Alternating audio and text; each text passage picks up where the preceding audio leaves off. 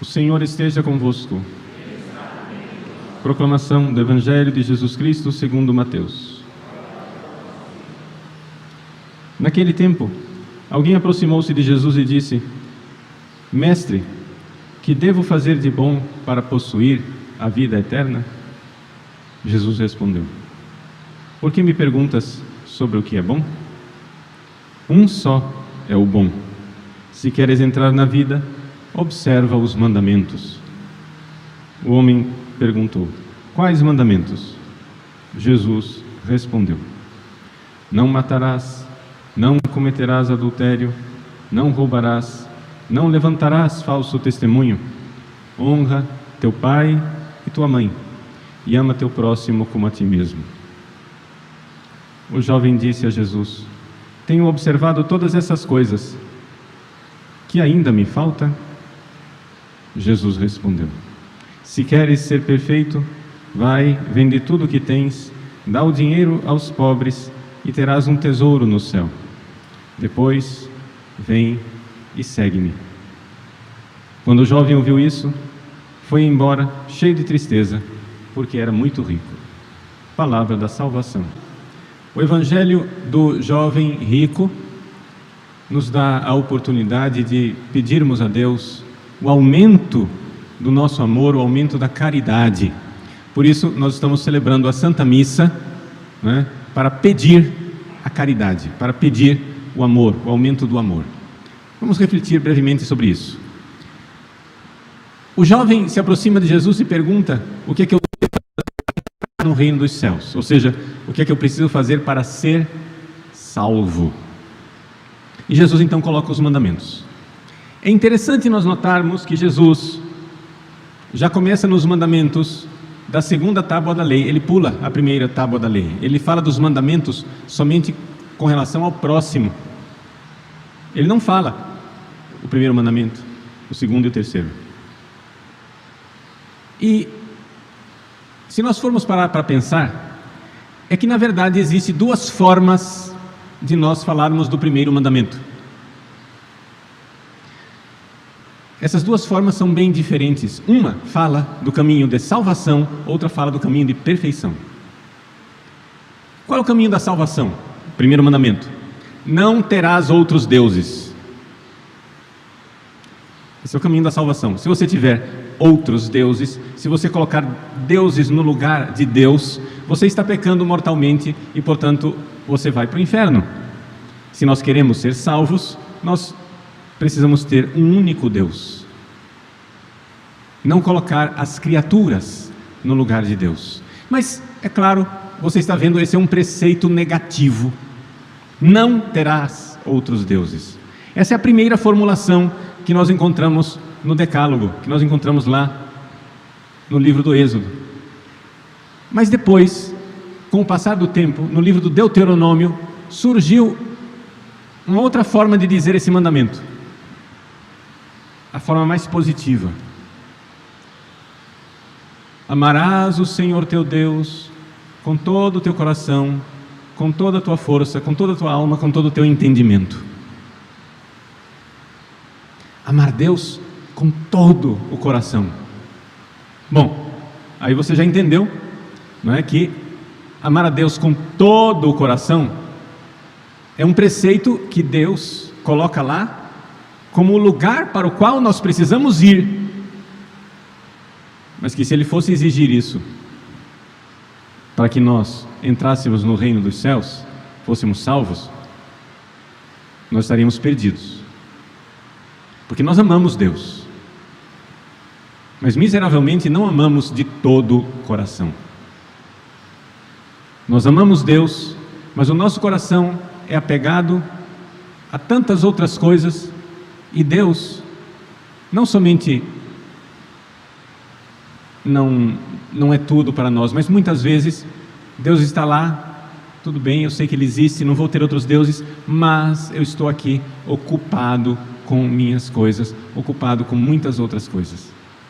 Então, veja, a primeira coisa é nós entendermos como nós precisamos crescer no amor. Nós precisamos não somente não ter outros deuses, mas Deus precisaria ser tudo para nós, e Jesus faz isso com o jovem rico. Jesus olha para aquele jovem e vê que ele é bom. O Evangelho de São Marcos, quando conta este episódio, ele diz assim, depois que o jovem disse que cumpria os mandamentos desde a sua juventude, São Marcos anota, e Jesus olhou para ele e o amou. Isso quer dizer que a vida daquele jovem era boa, era justa, porém, ele não era santo, ele ainda não tinha alcançado a perfeição. Jesus diz, muito bem, se queres ser perfeito. Jesus identifica então onde está o grande apego dele, que é no dinheiro, e diz, vai, abre a mão, larga, dá aos pobres. Para cada um de nós, esse pedido pode ser diferente. O que é que Jesus está pedindo de você?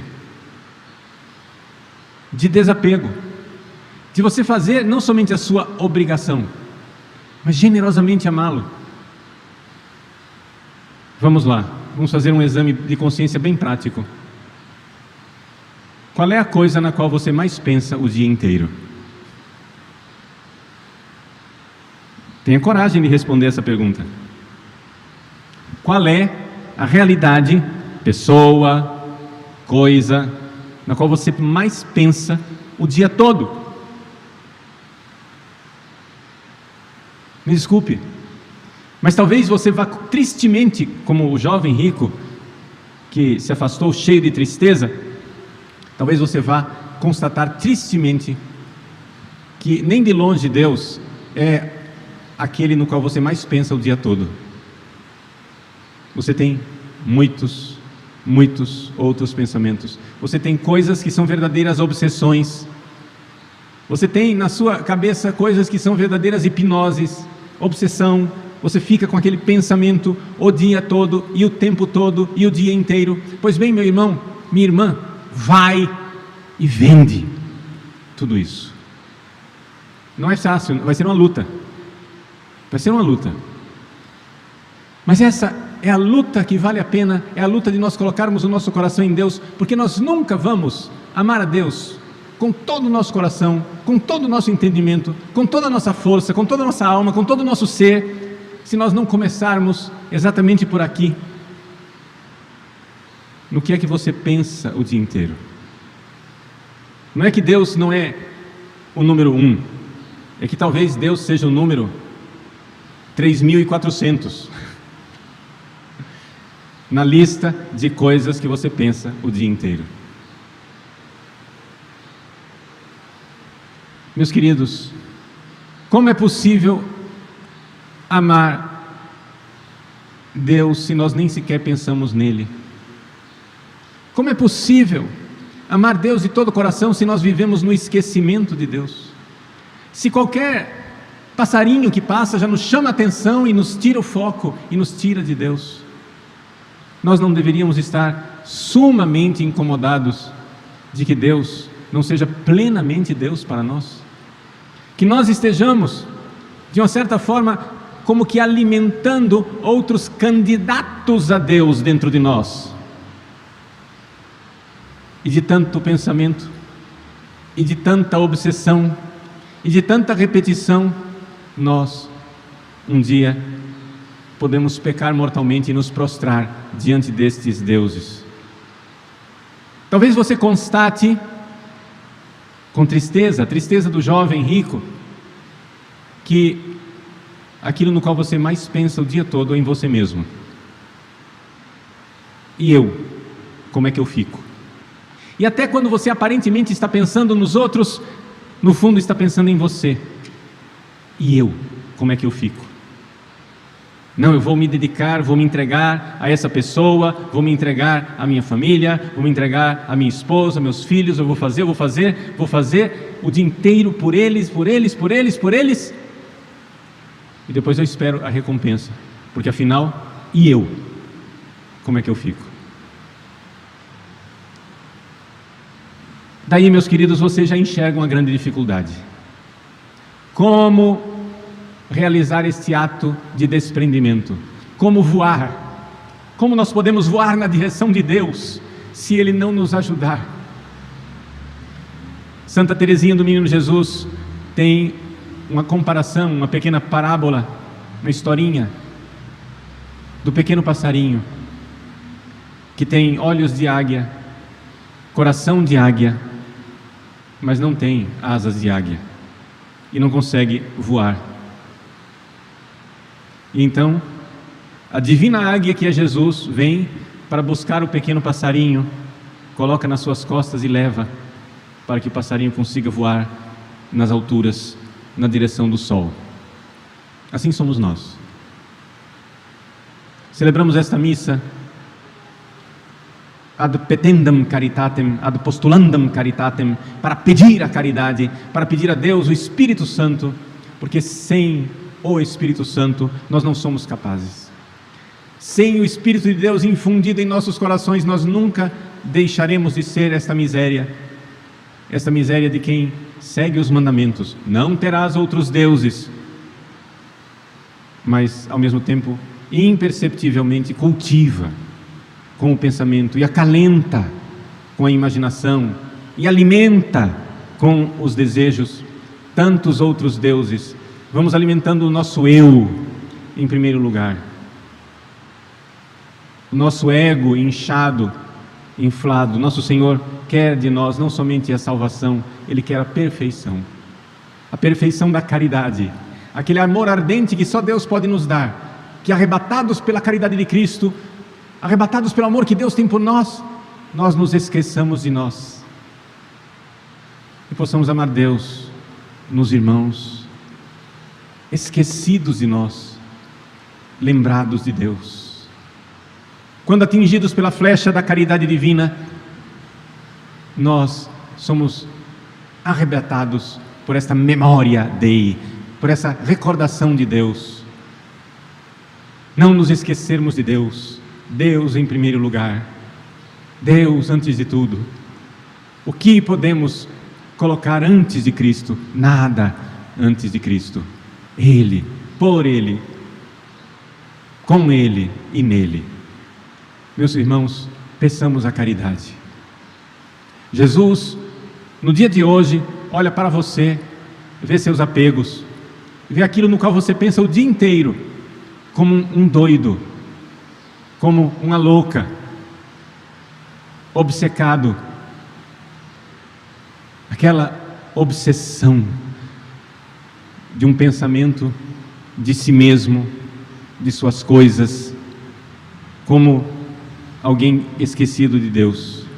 Que Ele tenha piedade de nós e peça de nós o desapego. Vai e vende tudo, mas nos dê a graça de não repelirmos esse convite com a tristeza do jovem rico, mas aceitarmos alegremente.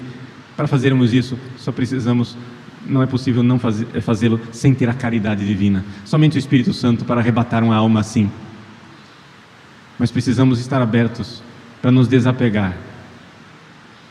Deus em primeiro lugar, memória de Deus, recordação de Deus. Ouve, Israel. É assim que Deus ensinou o mandamento de amar a Deus com todo o coração. Shema Israel, Adonai Eloheinu, Adonai Ehad. Ouve, Israel. Ouvir quer dizer que a nossa inteligência tem que estar voltada para Ele. Ouvir quer dizer não esquecermos dEle. Ouvir quer dizer que Deus está nos convidando, nos interpelando. Ouve, Israel, o Senhor é o teu Deus. O Senhor é o único Deus. Amarás o Senhor teu Deus de todo o teu coração, com toda a tua força, com todo o teu entendimento. Peçamos essa caridade que só Ele pode nos dar.